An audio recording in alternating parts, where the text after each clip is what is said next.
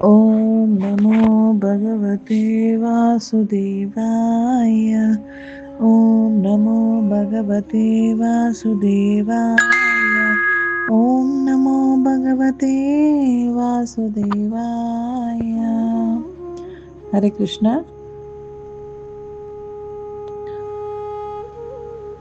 ಪರಮ ಪಾವನವಾಗಿರುವಂತಹ ಈ ಪುರುಷೋತ್ತಮ ಮಾಸ ನಡೀತಾ ಇದೆ. ಈ ಮಾಸದಲ್ಲಿ ನಾವೆಲ್ಲ ಈ ಪದ್ಮ ಪುರಾಣದಿಂದ ಪುರುಷೋತ್ತಮ ಮಹಾತ್ಮೆಯ ಕಥೆಯನ್ನ ಕೇಳ್ತಾ ಇದ್ದೀವಿ. ಈ ಕತೆ ನೈಮಿಷಾರಣ್ಯದಲ್ಲಿ ನಡೀತಾ ಇದೆ. ಶ್ರೀ ರೋಮಹರ್ಷಣ ಸೂತರ ಪುತ್ರರಾದ ಶ್ರೀ ಉಗ್ರಶ್ರವ ಸೂತ ಶೌನಕರು. ಉಗ್ರಶ್ರವ ಸೂತರು ಶೌನಕ ಋಷಿಗಳಿಗೆ ಈ ಪಾವನ ಪವಿತ್ರ ಪುರುಷೋತ್ತಮ ಮಾಸದ ಕಥೆಯನ್ನ ಹೇಳ್ತಾ ಇದ್ದಾರೆ.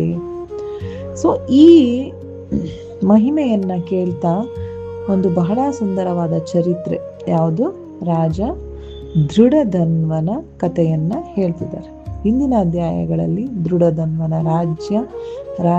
ದೃಢಧನ್ವನ ರಾಜನ ಮತ್ತೆ ರಾಜ್ಯದ ವರ್ಣನೆಯನ್ನ ನಾವು ಕೇಳಿದ್ವಿ. ಯಾವ ರೀತಿ ಸ್ವಯಂ ಮಹಾರಾಜ ದೃಢಧನ್ವ ಮಹಿಮಾವಂತನಾಗಿದ್ದ, ಅವನ ತರಹನೇ ಅವನ ಪ್ರಜೆಗಳು ಕೂಡ ಜೊತೆಗೆ ರಾಜ್ಯವು ಕೂಡ ಪರಮ ಗುಣವಂತ ಮತ್ತೆ ಮಹಿಮೆಯಿಂದ ಕೂಡಿತ್ತು. ಸೊ ಈ ಅಧ್ಯಾಯದಲ್ಲಿ ಈ ರಾಜನ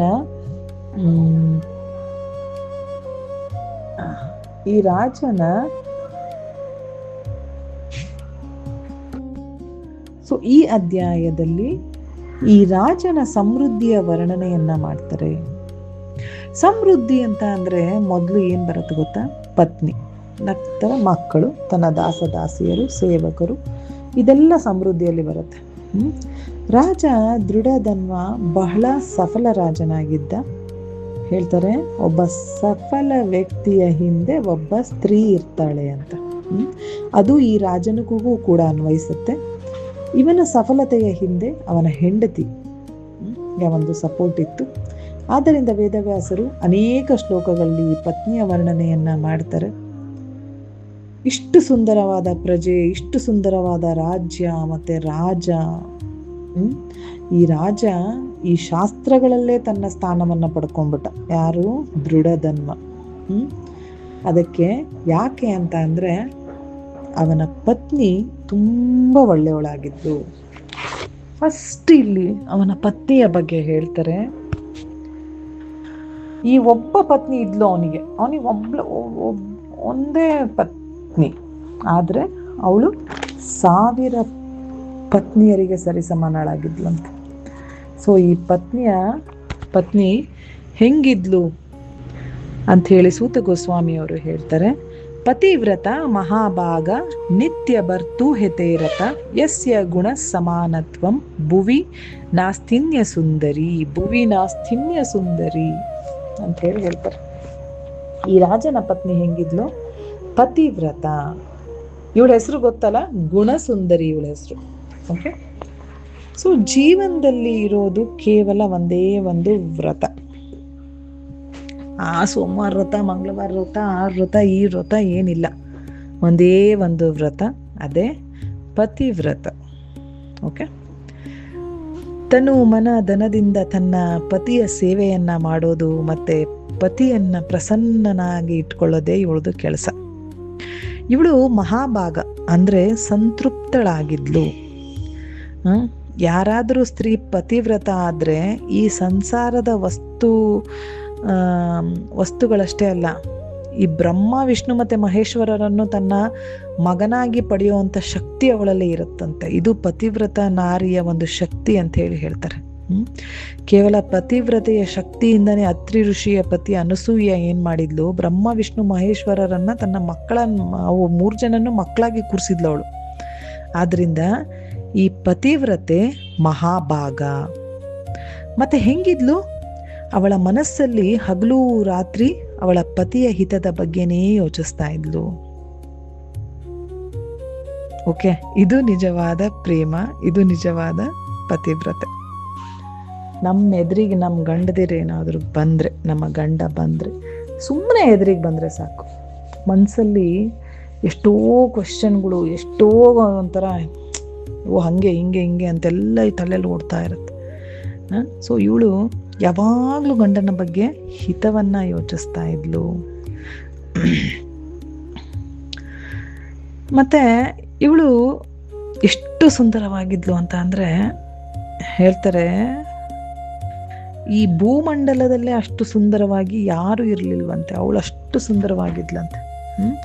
ಮತ್ತೆ ಅವಳು ಮಹಾಭಾಗ್ಯಶಾಲಿ ಆಗಿದ್ಲು. ಯಾಕೆ ಅಂತ ಅಂದರೆ, ಯಾಕೆ ಮಹಾಭಾಗ್ಯಶಾಲಿ ಆಗಿದ್ಲು ಅಂತ ಅಂದರೆ, ಅವಳಿಗೆ ಅವಳ ಪತಿ ಭಕ್ತನಾಗಿದ್ದ, ಡಿವೋಟಿ ಪತಿ ಸಿಕ್ಕಿದ್ರು ಅವರಿಗೆ.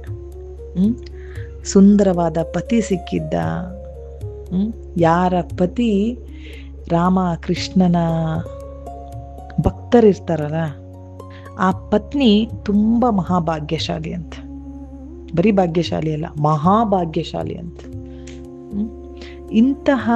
ಇಂಥವರ ಸೇವೆ ಮಾಡೋದ್ರಿಂದ ಏನಾಗತ್ತೆ, ಪತಿಯ ಸೇವೆನೂ ಆಗತ್ತೆ, ಪತಿಯ ಸೇವೆ ಮಾಡಿರೋ ಫಲನೂ ಸಿಗತ್ತೆ, ಮತ್ತೆ ಭಕ್ತರ ಸೇವೆ ಮಾಡಿರೋ ಒಂದು ಫಲನೂ ಸಿಗತ್ತೆ.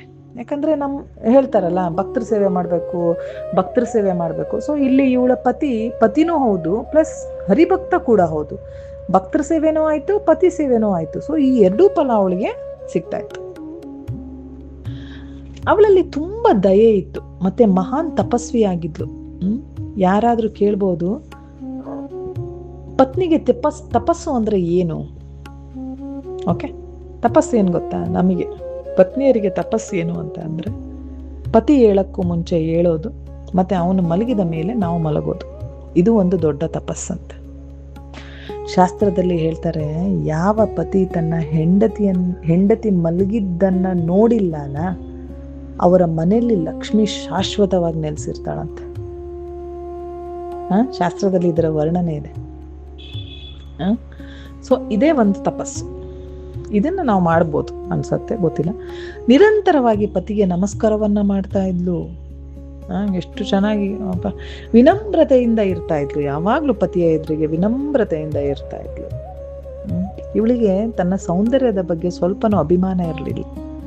ಮತ್ತೆ ಇವಳ ಧ್ವನಿ ಹೆಂಗಿತ್ತು, ಇವಳ ವಾಣಿ ಹೆಂಗಿತ್ತು. ಆಕ್ಚುಲಿ ಇದೆಲ್ಲ ತುಂಬಾ ಶ್ಲೋಕದಲ್ಲಿ ಅವಳ ವರ್ಣನೆ ಇದೆ. ನಾನು ಶ್ಲೋಕದಿಂದ ಎಕ್ಸ್ಪ್ಲನೇಷನ್ ಮಾತ್ರ ಹೇಳ್ತಾ ಇದ್ದೀನಿ. ಇವಳ ಧ್ವನಿ ವಾಣಿ ಹೆಂಗಿತ್ತು ಅಂತಂದ್ರೆ, ಅಮೃತಾನೇ ಹರಿತಾ ಇದೆಯೇನೋ ಅಂತ ಅನಿಸ್ತಾ ಇತ್ತಂತೆ. ಅಷ್ಟು ಅದ್ಭುತವಾಗಿ ಅಮೃತದ ಹಾಗೆ ಮಧುರವಾಗಿ ಸಿಹಿಯಾದ ವಾಣಿ ಇವಳದಾಗಿತ್ತು. ಇವಳ ಕಣ್ಣುಗಳು ತುಂಬಾ ಸುಂದರವಾಗಿದ್ವು. ಇವಳು ಎಷ್ಟು ಸುಂದರಳಾಗಿದ್ಲು ಅಂತ ಅಂದ್ರೆ, ಇವಳನ್ನು ನೋಡಿ ಚಂದ್ರನು ಕೂಡ ನಾಚಿಕೆಯನ್ನ ಪಡ್ತಾ ಇದ್ನಂತೆ. ಇವಳು ತುಂಬಾ ಸುಂದರವಾದ ಚರಿತ್ರೆಯನ್ನ ಹೊಂದಿದ್ದವಳು, ಗುಣವನ್ನ ಹೊಂದಿದ್ದವಳು ಆಗಿದ್ಲು. ಶೋಭಿನಿ ಗುಣ ಸುಂದರಿ. ಇವಳ ಪತಿ ಮಹಾರಾಜನಾಗಿದ್ರು, ಅವನ ಸೇವೆಯನ್ನ ಇವಳು ಹೆಂಗೆ ಮಾಡ್ತಾ ಇದ್ಲು ಅಂತ ಅಂದ್ರೆ, ಇಲ್ಲಿ ಒಂದು ಉದಾಹರಣೆಯ ಮೂಲಕ ಶೌನಕ ಋಷಿಗಳು ಹೇಳ್ತಾರೆ, ಇವಳು ತನ್ನ ಪತಿಯ ಸೇವೆಯನ್ನ ಹೆಂಗೆ ಮಾಡ್ತಾ ಇದ್ಲು ಅಂತ ಅಂದ್ರೆ, ಯಾವ ರೀತಿ ರೋಹಿಣಿ ಇವ ನಿಶಾಕರಂ, ಯಾವ ರೀತಿ ರೋಹಿಣಿ ನಿಶಾಕರ ಅಂತ ಅಂದ್ರೆ ಚಂದ್ರನ ಸೇವೆಯನ್ನ ಮಾಡ್ತಾ ಇದ್ಲಲ್ಲ, ಆ ರೀತಿ ಇವಳು ದೃಢಧನ್ವನ ಸೇವೆಯನ್ನ ಮಾಡ್ತಾ ಇದ್ಲು. ಚಂದ್ರನನ್ನ ಯಾವ ರೀತಿ, ಇಲ್ಲಿ ಚಂದ್ರನ ಬಗ್ಗೆ ಒಂಚೂರು ನೋಡೋಣ. ರೋಹಿಣಿ ಮತ್ತೆ ಚಂದ್ರ ಬಂದಿರೋದ್ರಿಂದ ಚಂದ್ರನನ್ನ ಯಾವ ರೀತಿ ಈ ದಕ್ಷ ಪ್ರಜಾಪತಿ ಮಗಳು ಪ್ರೀತಿಸ್ತಿದ್ಲಲ್ಲ, ಅದೇ ರೀತಿ ಇವಳು ದೃಢಧನ್ವನನ್ನ ಪ್ರೀತಿಸ್ತಾ ಇದ್ಲು. ಆಕ್ಚುಲಿ ಚಂದ್ರಂಗೆ 27 ಜನ ಪತ್ನಿಯರು. ಕತೆ ಈ ರೀತಿ ಇದೆ. ಈ ಚಂದ್ರಂಗೆ ಒಂದ್ಸಾರಿ ರೋಹಿಣಿಯ ಮೇಲೆ ಪ್ರೀತಿ ಆಗತ್ತೆ. ಆಗ ಚಂದ್ರ ದಕ್ಷ ಪ್ರಜಾಪತಿಯ ಹತ್ರ ಹೋಗಿ ಹೇಳ್ತಾನೆ, ನಿಮ್ಮ ಮಗಳನ್ನ ನಾನು ಮದುವೆ ಆಗ್ತೀನಿ ಅಂತ ಹೇಳ್ತಾನೆ. ಆದ್ರೆ ಈ ದಕ್ಷ ಪ್ರಜಾಪತಿಯ ಉಳಿದ ಮಕ್ಕಳಿಗೆ ಏನಾಗತ್ತೆ, ಚಂದ್ರನನ್ನ ನೋಡಿ ಅವರಿಗೆಲ್ಲ ತುಂಬಾ ಇಷ್ಟ ಆಗ್ಬಿಡತ್ತೆ ಚಂದ್ರ. ಆಗ ಅವರೆಲ್ಲರೂ ಹೇಳ್ತಾರೆ, ನಾವು ಇವನನ್ನೇ ಮದುವೆ ಆಗ್ತೀವಿ ಅಂತ. ಇವರ ಅಪ್ಪ ಎಷ್ಟು ಬುದ್ಧಿ ಹೇಳ್ತಾನೆ, ಬೇಡ ಅವನು ರೋಹಿಣಿನ ಇಷ್ಟಪಡ್ತಾ ಇದ್ದಾನೆ, ರೋಹಿಣಿನ ಮದುವೆ ಮಾಡ್ಕೊಂಡು, ಇಲ್ಲ ನಾವೆಲ್ಲ ಇವನ್ನೇ ಮದುವೆ ಮಾಡ್ಕೋತೀವಿ ಅಂತ ಹೇಳಿ ಏನಾಗುತ್ತೆ, ಎಲ್ಲರೂ ಚಂದ್ರನನ್ನ ಮದುವೆ ಮಾಡ್ಕೋತಾರೆ. ಆಗ ಚಂದ್ರಂಗೆ ಹೇಳ್ತಾನೆ ಹಿಂಗೆಲ್ಲ ನಿನ್ನನ್ನೇ ಇಷ್ಟಪಡ್ತಾ ಇದ್ದಾರೆ, ಒಳ್ಳೇದಾಯ್ತು, ನಾನು ಒಬ್ಳನ್ನ ಮದುವೆ ಮಾಡ್ಕೊಳಕ್ ಬಂದಿದ್ದೆ, ಇಷ್ಟೊಂದು ಜನ ಸಿಗ್ತಾ ಇದ್ದಾರೆ, ನಾನು ಎಲ್ಲರನ್ನೂ ಮದುವೆ ಆಗ್ತೀನಿ ಅಂತ ಚಂದ್ರ ಏನು ಮಾಡ್ತಾನೆ, ಎಲ್ಲರನ್ನೂ ಮದುವೆ ಆಗ್ತಾನೆ. ಇವರೆಲ್ಲ ಅಕ್ಕ ತಂಗಿಯರಿದ್ರು. ಸೊ ಈ 27 ಕನ್ಯೆಯರು ಮುಂದೆ ಏನಾಗ್ತಾರೆ ಗೊತ್ತಾ, ನಕ್ಷತ್ರಗಳಾಗ್ತಾರೆ. ರೋಹಿಣಿ, ಅಶ್ವಿನಿ, ಮೂಲ, ಮೃಗಶಿರ, ಪುಷ್ಯ, ಚಿತ್ತ, ಹಸ್ತ, ಅನುರಾಧ, ವಿಶಾಖ, ಶ್ರವಣ, ಜ್ಯೇಷ್ಠ, ಉತ್ತರಾಷಾಢ, ಪೂರ್ವಾಷಾಢ, ಇವರೆಲ್ಲ ಏನಾಗ್ತಾರೆ, ನಕ್ಷತ್ರಗಳಾಗ್ತಾರೆ. ನಮ್ದು ಬೇರೆ ಬೇರೆ ನಕ್ಷತ್ರಗಳಿದೆ, ಇವೆಲ್ಲ ಚಂದ್ರನ ಪತ್ನಿಯರು. ಆದರೆ ಇವರೆಲ್ಲರಲ್ಲಿ ಏನಾಗುತ್ತೆ, ರೋಹಿಣಿ ಚಂದ್ರಂಗೆ ತುಂಬ ಸೇವೆಯನ್ನ ಮಾಡ್ತಾ ಇದ್ಲು. ಮತ್ತೆ ಅವಳು ತುಂಬ ಚಂದ್ರನನ್ನ ಪ್ರೀತಿ ಕೂಡ ಮಾಡ್ತಾ ಇದ್ಲು. ಆದ್ದರಿಂದ ಈ ಚಂದ್ರ ಕೂಡ ರೋಹಿಣಿಯನ್ನ ತುಂಬ ಪ್ರೀತಿಸ್ತಾ ಇದ್ದ. ಆಕ್ಚುಲಿ ಈ ಇವರು ಉಳಿದ ಪತ್ನಿಯರು ನಾವೇನ್ ಮಾಡಬೇಕು ಚಂದ್ರಂಗೆ ಅನ್ನೋದ್ರ ಬಗ್ಗೆ ಯೋಚನೆಯನ್ನ ಮಾಡಲಿಲ್ಲ. ಅಂದ್ರೆ ಅವರಿಗೆ ಒಂಥರ ಹೊಟ್ಟೆ ಕಿಚ್ಚ ಆಗಾಯ್ತು, ಯಾವಾಗ್ಲೂ ರೋಹಿಣಿಯ ಜೊತೆಗೆ ಇರ್ತಾನೆ ಚಂದ್ರ ಅಂತ ಹೇಳ್ಬಿಟ್ಟು ಅವರೆಲ್ಲ ಏನ್ ಮಾಡ್ತಾರೆ, ಸೇರಿ ಈ ದಕ್ಷ ಪ್ರಜಾಪತಿಯ ಹತ್ರ ಹೋಗಿ ತುಂಬಾ ಅಳ್ತಾರೆ. ಆಗ ಅವನು ಚಂದ್ರನನ್ನ ಕರೆಸ್ತಾನೆ, ಏನು ಹಿಂದೆ ಮುಂದೆ ಯೋಚನೆಯನ್ನ ಮಾಡದೆ ಏನ್ ಮಾಡ್ಬಿಡ್ತಾನೆ, ಶಾಪ ಕೊಡ್ತಾನೆ. ಏನಂತ, ನಿನಗೆ ಕ್ಷಯ ರೋಗ ಆಗ್ಲಿ ಅಂತ ಹೇಳಿ. ಇದು ಎಂತಹ ರೋಗ ಅಂತ ಅಂದ್ರೆ, ನಿಧಾನವಾಗಿ ಶರೀರ ಏನಾಗುತ್ತೆ, ಸೊರಗ್ತಾ ಹೋಗುತ್ತೆ. ಆಮೇಲೆ ಒಂದು ದಿನ ಪೂರ್ತಿ ಶರೀರ ನಷ್ಟವಾಗಿ ಹೋಗುತ್ತೆ. ಆಗ ಚಂದ್ರ ತುಂಬಾ ಯೋಚಿಸ್ತಾನೆ. ಅವನಿಗಿಂತ ಜಾಸ್ತಿ ಈ ಪ್ರಪಂಚದವರಿಗೆ ಯೋಚನೆ ಆಗತ್ತೆ. ಚಂದ್ರ ಇಲ್ಲ ಅಂತ ಅಂದ್ರೆ ಈ ಸಂಸಾರ ಹೆಂಗ್ ನಡೀಬೇಕು? ಆಗ ಎಲ್ಲ ದೇವತೆಗಳು ಬ್ರಹ್ಮನ ಹತ್ರ ಹೋಗ್ತಾರೆ. ಆಗ ಬ್ರಹ್ಮ ನನ್ನ ಹತ್ರ ಇದರ ಸೊಲ್ಯೂಷನ್ ಇಲ್ಲ, ಸೊ ನೀವೆಲ್ಲ ಏನ್ ಮಾಡಿ ಶಿವನ ಹತ್ರ ಹೋಗಿ ಅಂತ ಹೇಳಿ ಹೇಳ್ತಾನೆ. ಆಗ ಚಂದ್ರ ಶಿವನ ಒಂದು ಸುಂದರವಾದ ಶಿವಲಿಂಗವನ್ನ ಮಾಡ್ತಾರೆ. ಚಂದ್ರ ಶಿವನ ಉಪಾಸನೆಯನ್ನ ಮಾಡ್ತಾನೆ. ಆಗ ಶಿವ ಪ್ರಸನ್ನನಾಗಿ ತಾನು ಪ್ರಕಟಗೊಳ್ತಾನೆ. ನಿನಗೆ ಏನು ಬೇಕು ಕೇಳು ಅಂತ ಹೇಳಿದಾಗ ಚಂದ್ರ ಹೇಳ್ತಾನೆ, ನನಗೆ ನನ್ನ ಮಾವನ ಶಾಪ ಕೊಟ್ಟಿದ್ದಾರೆ, ಸೊ ಕ್ಷಯ ಆಗಲಿ ಅಂತ ಹೇಳಿ, ಆದ್ದರಿಂದ ನನ್ನ ಶರೀರ ನಿಧಾನವಾಗಿ ಸೊರಗು ಹೋಗ್ತಾ ಇದೆ ಅಂತ ಹೇಳ್ತಾನೆ. ಆಗ ಶಿವ ಹೇಳ್ತಾನೆ, ನಿನ್ನ ಮಾವ ಏನು ಸಾಧಾರಣ ವ್ಯಕ್ತಿ ಅಲ್ಲ, ಸೊ ಏನು ಶಾಪ ಕೊಡ್ತಾರಲ್ಲ ಅದು ಹಾಗೆ ಆಗತ್ತೆ, ಆದರೆ ಅದರಲ್ಲಿ ನಾನು ಒಂದು ಸ್ವಲ್ಪ ಚೇಂಜನ್ನು ಮಾಡ್ಬೋದು. ಆಗ ಶಿವ ಹೇಳ್ತಾನೆ ಚಂದ್ರಂಗೆ ಒಂದು ವರದಾನವನ್ನ ಕೊಡ್ತಾನೆ, ನಿನ್ನ ಮಾವನ ಮಾತಿನಂತೆ ನಿನ್ನ ಶರೀರ ಕ್ಷಯವಾಗತ್ತೆ, ಆದರೆ ನೀನು 15 ದಿನ ಕ್ಷಯವಾಗತ್ತೆ, ಅಂದ್ರೆ ನೀನು 15 ದಿನ ಈ ಕ್ಷಯದ ಕಡೆ ಹೋಗ್ತಾ ಇರ್ತೀಯ, ಅಂದ್ರೆ ನಿನ್ನ ಒಂದು ಶರೀರ ಸೊರಗ್ತಾ ಹೋಗುತ್ತೆ 15 ದಿನಗಳ ಕಾಲ. ಮತ್ತೆ ನನ್ನ ಆಶೀರ್ವಾದದಿಂದ ಅದೇ ನಂತರದ 15 ದಿನಗಳು ನೀನು ಮತ್ತೆ ವೃದ್ಧಿ ಆಗ್ತೀಯ, ನೀನು ಮತ್ತೆ ಬೆಳಿತೀಯ. ಸೊ ಇದೇ ಶುಕ್ಲ ಪಕ್ಷ ಮತ್ತೆ ಕೃಷ್ಣ ಪಕ್ಷ, ಅಮಾವಾಸ್ಯೆ ಮತ್ತೆ ಹುಣ್ಣಿಮೆ. ಸೊ ಈ ರೀತಿ ಶಿವನ ವರದಾನವನ್ನ ಕೊಡ್ತಾನೆ. ಈ ಒಂದು ಚಂದ್ರ ಪೂಜೆ ಮಾಡಿದ್ನಲ್ಲ, ಈ ಸ್ಥಾನ ಅಂದ್ರೆ ಎಲ್ಲಿದೆ ಅಂತ ಅಂದ್ರೆ, ಚಂದ್ರ ಶಿವಲಿಂಗವನ್ನ ಮಾಡಿ ಒಂದು ಪೂಜೆ ಮಾಡಿದಂತಹ ಒಂದು ಜಾಗ ಗುಜರಾತ್ನ ಸೌರಾಷ್ಟ್ರ ಸೋಮನಾಥ ಮಹಾದೇವನ ಮಂದಿರ. ಇದು ಜ್ಯೋತಿರ್ಲಿಂಗಗಳಲ್ಲಿ ಮೊದಲನೆಯ ಜ್ಯೋತಿರ್ಲಿಂಗ ಸೋಮನಾಥ. ಸೊ ಹಿಂದೆ ಬರೋದಾದ್ರೆ ಇಲ್ಲಿ ದೃಷ್ಟಾಂತವನ್ನ ಕೊಡ್ತಾ ಇದ್ರು, ಯಾವ ರೀತಿ ದೃಢಧನ್ವನ ಪತ್ನಿ ಅವನ ಸೇವೆಯನ್ನ ಮಾಡ್ತಾ ಇದ್ಲು ಅಂತ, ಯಾವ ರೀತಿ ರೋಹಿಣಿ ಚಂದ್ರನನ್ನ ಪ್ರೀತಿಸ್ತಾ ಇದ್ಲು, ಸೇವೆಯನ್ನ ಮಾಡ್ತಾ ಇದ್ಲು, ಅದೇ ರೀತಿ ದೃಢಧನ್ವನ ಪತ್ನಿ ಅವನಿಗೆ, ಆ ರಾಜನಿಗೆ ಸೇವೆಯನ್ನ ಮಾಡ್ತಾ ಇದ್ಲು, ಪ್ರೀತಿಯನ್ನು ಮಾಡ್ತಾ ಇದ್ಲು. ರೋಹಿಣಿಯ ಯವ ನಿಶಾಕರಂ. ಸೊ ಅದೇ ಮುಂದೆ ಹೇಳ್ತಾರೆ, ಅದನ್ನ ಮಾಡಿ ಅವಳು ಪತಿಯನ್ನ ಗೆದ್ದಿದ್ಲು. ಓಕೆ, ಸೊ ಆಗ ಶೌನಕ ಋಷಿಗಳು ಹೇಳ್ತಾರೆ, ಏಕಪತ್ನಿಯಲ್ಲಿ ಇಷ್ಟೊಂದು ಗುಣಗಳು ಹೆಂಗೆ ಬಂದವು, ಇಷ್ಟು ಸೇವೆ ಹೆಂಗೆ ಮಾಡ್ತಾ ಇದ್ಲು, ರಾಜನ ಸೇವೆ ಮಾಡೋಬೇಕಾದ್ರೆ ಅವಳ ಭಾವನೆ ಹೆಂಗಿರ್ತಾ ಇತ್ತು. ಆಗ ಹೇಳ್ತಾರೆ, ಅವಳು ರಾಜ ಹೇಳೋ ಹಾಗೆ ಅವನ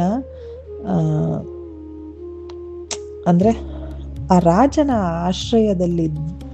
ಆಶ್ರಯದಲ್ಲೇ ಇದ್ದುಕೊಂಡು ಅವಳು ಏನ್ ಮಾಡ್ತಾ ಇದ್ಲು, ಆ ರಾಜ ಹೇಳಿದ ಹಾಗೆ ಕೆಲಸವನ್ನ ಮಾಡ್ತಾ ಇದ್ಲು. ಆ ರಾಜ ಹೇಳಿದ ಮಾತನ್ನ ಮಾತ್ರ ಅವಳು ಕೇಳ್ತಾ ಇದ್ಲು.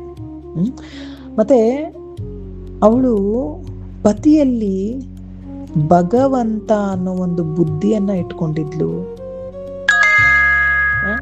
ಇವನು ನನ್ನ ಪತಿ ಅಲ್ಲ, ಪರಮೇಶ್ವರ ಅನ್ನೋ ಒಂದು ಭಾವನೆಯನ್ನ ಅವಳು ಇಟ್ಕೊಂಡಿದ್ಲು. ಯಾಕೆ ಅಂತ ಅಂದ್ರೆ ಕೃಷ್ಣ ಇದನ್ನ ಹೇಳಿದಾನೆ, ಪತಿಯೇ ಪರಮೇಶ್ವರ ಅಂತ ಹೇಳಿ. ಪತಿಯಲ್ಲಿ ಆರಾಧನಾ ಭಾವನವನ್ನ ಅವಳು ಇಟ್ಕೊಂಡಿದ್ಲು. ಸೊ ಎಲ್ಲಿ ಪತಿಯಲ್ಲಿ ಇವನೇ ನನ್ನ ಪರಮೇಶ್ವರ, ಇವನೇ ನನ್ನ ಭಗವಂತ ಅನ್ನೋ ಒಂದು ಭಾವನೆ ಬರುತ್ತೆ. ಆಗ ನಾವು ಆ ಪತಿಯಲ್ಲಿ ಯಾವ ರೀತಿಯ ತಪ್ಪನ್ನು ಕಂಡುಹಿಡಿಯಕ್ಕೆ ಆಗದೇ ಇಲ್ಲ. ಆದರೆ ಯಾವಾಗ ನಾವು ತಪ್ಪನ್ನು ಕಂಡುಹಿಡಿತಾ ಇದ್ದೀವಿ ಒಬ್ಬ ಪತಿಯಲ್ಲಿ ಅಂತ ಅಂದರೆ ನಾವೇ ನಮಗೆ ತಿಳ್ಕೋಬೇಕು, ನಮ್ಮಲ್ಲಿ ನಮ್ಮ ಪತಿ ಪರಮೇಶ್ವರ ಅನ್ನೋ ಭಾವನೆ ಇಲ್ಲ ಅಂಥೇಳಿ ನಾವೇ ನಮಗೆ ತಿಳ್ಕೋಬೇಕು. ಆದರೆ ಅವಳು ತನ್ನ ಪತಿಯನ್ನು ಪರಮೇಶ್ವರ ಅಂತ ಅಂದ್ಕೊಂಡು ಯಾವಾಗಲೂ ಆರಾಧನೆಯನ್ನು ಮಾಡ್ತಾ ಇದ್ಳು. ಸೊ ಪತ್ನಿಯ ವಿಷಯದಲ್ಲಿ ಇದಾಯಿತು. ಸೊ ಈಗ ಮಕ್ಕಳ ವಿಷಯಕ್ಕೆ ಬಂದರೆ, ಸಮುದ್ರ ಇವ ದುಷ್ಪಾರ, ಯಾವ ರೀತಿ ಸಮುದ್ರಕ್ಕೆ ಯಾವುದೇ ಮಿತಿ ಇರಲಿಲ್ಲ, ಪಾರವಿರಲಿಲ್ಲ, ಸೊ ಆ ರೀತಿ ಇವನ ಮಕ್ಕಳು ಕೂಡ ಗುಣಗಳಲ್ಲಿ ಯಾವುದೇ ಮಿತಿ ಇರಲಿಲ್ಲ. ಅಷ್ಟು ಒಳ್ಳೆಯ ಮಕ್ಕಳಾಗಿದ್ದರು. ಎಲ್ಲ ಒಳ್ಳೆ ಹೆಂಗೆ ಅಂತಂದರೆ ಒಳ್ಳೆಯ ತಾಳಮೇಳದಲ್ಲಿ ನಡೀತಾ ಇದೆ. ಇವನ ಮಕ್ಕಳು ಸಹ ಪ್ರತಾಪವಂತರಾಗಿದ್ದರು. ಬ್ರಾಹ್ಮಣರ ಸಲಹೆಯನ್ನು ತಗೊಳ್ಳದೆ ಯಾವ ಕೆಲಸಗಳನ್ನು ಇವರು ಮಾಡ್ತಾ ಇರಲಿಲ್ಲ. ಏನೇ ಒಂದು ಕೆಲಸ ಮಾಡಬೇಕು ಅಂತ ಅಂದರೂ ತಮ್ಮ ರಾಜ್ಯದಲ್ಲಿ ಇದ್ದಂತಹ ದೊಡ್ಡ ದೊಡ್ಡ ಬ್ರಾಹ್ಮಣರು, ಸಾಧು ಸಂತರ ಒಂದು ಸಲಹೆಯನ್ನು ತಗೊಂಡು ಕೆಲಸಗಳನ್ನು ಮಾಡ್ತಾಯಿದ್ರು. ಮತ್ತು ತಮ್ಮ ತಂದೆ ತಾಯಿಯ ಸೇವೆಯನ್ನು ಮಾಡ್ತಾಯಿದ್ರು. ಮತ್ತು ಇವರು ತಮ್ಮ ರಾಜ್ಯದಲ್ಲಿ ಯಾವ ಸಾಧುಗಳು ನಿರಂತರವಾಗಿ ತಮ್ಮ ಧರ್ಮದಲ್ಲೇ ಇದ್ದುಕೊಂಡು ಭಜನ ಭಕ್ತಿಯನ್ನು ಮಾಡ್ತಾ ಇದ್ರಲ್ಲ, ಅಂಥವರ ಸೇವೆಯನ್ನು ಕೂಡ ಇವರು ಮಾಡ್ತಾಯಿದ್ರು. ಯಾವ ರೀತಿ ಸೂರ್ಯದೇವ ತಮ್ಮ ತಂದೆಯ ಸೇವೆಯನ್ನು ಮಾಡ್ತಾ ಇದ್ರಲ್ಲ, ಅದೇ ರೀತಿ ಇವರು ತಮ್ಮ ತಂದೆಯ ಸೇವೆಯನ್ನು ಮಾಡ್ತಾಯಿದ್ರು. ನೆಕ್ಸ್ಟ್ ಹೇಳ್ತಾರೆ, ಪತ್ನಿ ಆಯಿತು, ಮಕ್ಕಳಾಯಿತು. ಈಗ ರಾಜನ ದಾಸದಾಸಿಯರ ಬಗ್ಗೆ ಹೇಳ್ತಾರೆ. ಸೇವಕರು ಕೂಡ ಬಹಳ ಪವಿತ್ರವಂತರಾಗಿದ್ದರು ಮತ್ತು ನಿರಂತರ ತಮ್ಮ ರಾಜನ ಸೇವೆಯನ್ನು ಮಾಡೋದರಲ್ಲಿ, ಹಿತವನ್ನು ಬಯಸೋದರಲ್ಲಿ ತಮ್ಮನ್ನು ತಾವು ತೊಡಗಿಸ್ಕೊಂಡಿದ್ರು. ರಾಜನ ಸೇವಕರು ಕೂಡ ಸಾಧು ಸಂತರ ಸೇವೆಗಳನ್ನು ತುಂಬ ಚೆನ್ನಾಗಿ ಮಾಡ್ತಾಯಿದ್ರು. ಮತ್ತು ಇವನ ಸೈನ್ಯ ಹೆಂಗಿತ್ತು ಅಂತ ಅಂದರೆ, ಇವನ ಸೇನೆಯಲ್ಲಿ ದೊಡ್ಡ ದೊಡ್ಡ ಪರಾಕ್ರಮಿ ಯೋಧರುಗಳು ಇದ್ದರು. ದೊಡ್ಡ ದೊಡ್ಡ ಆನೆಗಳು, ಅಸ್ತ್ರಶಸ್ತ್ರಗಳು ಇದ್ವು. ಅವನ ಹತ್ರ ಒಂದು ರಥ ಇತ್ತು, ಈ ರಾಜನ ಹತ್ರ. ಆ ರಥ ಏನು ಅಂತಂದರೆ ಸೀದಾ ಸ್ವರ್ಗಕ್ಕೆ ಕರ್ಕೊಂಡು ಹೋಗ್ತಾ ಇತ್ತಂತೆ. ಅಂಥ ಒಂದು ರಥ ಇವನ ಹತ್ರ ಇತ್ತಂತೆ. ಇದೆಲ್ಲ ವರ್ಣನೆ ಮಾಡಿದ ನಂತರ ಮೂಲ ವಿಷಯಕ್ಕೆ ಬರ್ತಾರೆ. ಯಾರು? ಸೂತ ಗೋಸ್ವಾಮಿಯವರು. ಒಂದು ದಿನ ದೃಢಧನ್ವ ಮನಸ್ಸಲ್ಲಿ ಯೋಚನೆಯನ್ನು ಮಾಡ್ತಾನೆ. ಇಷ್ಟೆಲ್ಲ ಆಯಿತು, ರಾಜ್ಯದ ವರ್ಣನೆ ಆಯಿತು, ಪತ್ನಿಯ ವರ್ಣನೆ ಆಯಿತು, ಮಕ್ಕಳ ಬಗ್ಗೆ ಹೇಳಾಯಿತು, ದಾಸಿಯರ ಬಗ್ಗೆ ಹೇಳಾಯಿತು, ಸೈನ್ಯದ ಬಗ್ಗೆ ಹೇಳಾಯಿತು. ಆಗ ಒಂದು ದಿನ ಈ ದೃಢಧನ್ವ ಏನು ಮಾಡ್ತಾನೆ, ಯೋಚನೆಯನ್ನು ಮಾಡ್ತಾನೆ. ಏನು ಯೋಚನೆ ಮಾಡ್ತಾನೆ ಅಂತ ಅಂದರೆ, ಒಬ್ಬ ವ್ಯಕ್ತಿಯ ಜೀವನದಲ್ಲಿ ಇಷ್ಟೊಂದು ಅನುಕೂಲತೆಗಳು ಹೆಂಗೆ ತಾನೇ ಸಾಧ್ಯ? ತನ್ನ ಬಗ್ಗೆನೇ ತಾನು ಯೋಚನೆ ಮಾಡ್ತಾ ಇದ್ದಾನೆ. ನನ್ನ ಜೀವನದಲ್ಲಿ ಇಷ್ಟೊಂದು ಅನುಕೂಲತೆಗಳ ಕಾರಣ ಏನು? ಒಂದಾದರೂ ಮೈನಸ್ ಪಾಯಿಂಟ್ ಇರಬೇಕಲ್ಲ. ಎಲ್ಲ ನಮಗೆ ಅನುಕೂಲಕರವಾಗಿಯೇ ಹೋಗ್ತಾ ಇದೆ ಪರಿಸ್ಥಿತಿ ಅಂತ ಅಂದಾಗ ನಮಗೆ ಅನಿಸುತ್ತೆ, ಇದೇನಪ್ಪ ಇಷ್ಟೊಂದು ಚೆನ್ನಾಗಿ ನಡೀತಾ ಇದೆಯಾ ನಮ್ಮ ಜೀವನ, ಒಂದಾದರೂ ಮೈನಸ್ ಪಾಯಿಂಟ್ ಇರಬೇಕಲ್ಲ. ಈ ರೀತಿಯ ಯೋಚನೆ ಬಂದಾಗ ಸೂತ ಗೋಸ್ವಾಮಿಯವರು ಹೇಳ್ತಾರೆ, ಇತಿ ಶ್ರೀ ಪದ್ಮಪುರಾಣೆ ಪುರುಷೋತ್ತಮ ಮಹಾತ್ಮೆ ದೃಢಧನ್ವ ಉಪಾಖ್ಯಾನ ಸಮೃದ್ಧಿ ವರ್ಣನಂ ನಾಮ ದಶಮೋಧ್ಯಾಯ ಸಮಾಪ್ತಃ. ಹರೇ ಕೃಷ್ಣ.